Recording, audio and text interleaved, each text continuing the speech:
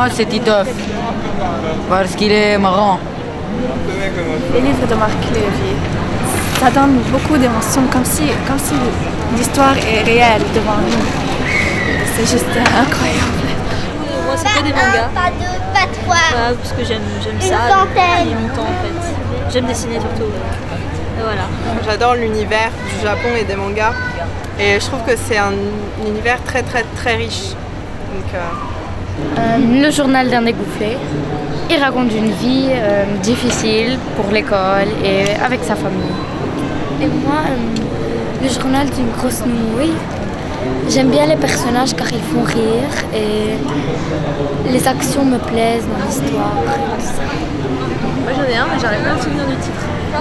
Le Prophète, c'est un très beau livre, très intéressant, car il parle de l'amour des enfants, de la vie quotidienne, des sentiments. C'est pour cela qu'il m'a vraiment touché ce livre. Moi, c'était ma pire meilleure journée de ma vie, la pire meilleure journée de ma vie de Hubert Benkimoun. J'ai adoré. Parce qu'en fait, c'est l'histoire d'une fille qui est passionnée de danse et à la fin, elle part aux Jeux Olympiques. Donc, ça raconte tout ce qui se passe entre ça. Les Chevaliers d'Émeraude, Anne Robillard. Et il y a une suite, Les Héritiers d'Enkhedjev, que je vais lire après. Parce qu'il y a beaucoup de trucs fantastiques, des monstres, et j'aime bien cet univers. C'est un livre qui s'appelle Submarine. C'est un livre anglais. Et déjà là, le protagoniste, il s'appelle Oliver Tate. Et quand il raconte, c'est vraiment un type bizarre. Et je me retrouve dans les gens bizarres. Et voilà, parce que ça finit pas sur une fin et ça commence pas d'un début. Et c'est très chamboulé, mais j'ai beaucoup aimé. Donc c'est ça.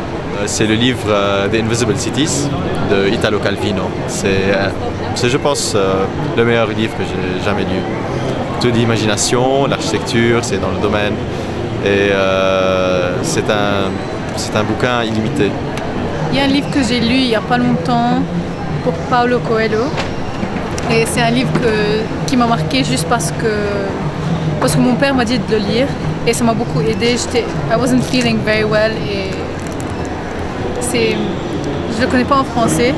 C'est I can't remember the name. Okay, I can't remember the name. Il y en a plein. Le voleur d'ombre de Marc Lévy peut-être. Très réaliste et en même temps il y a beaucoup d'imaginaire et ça fait rêver un peu.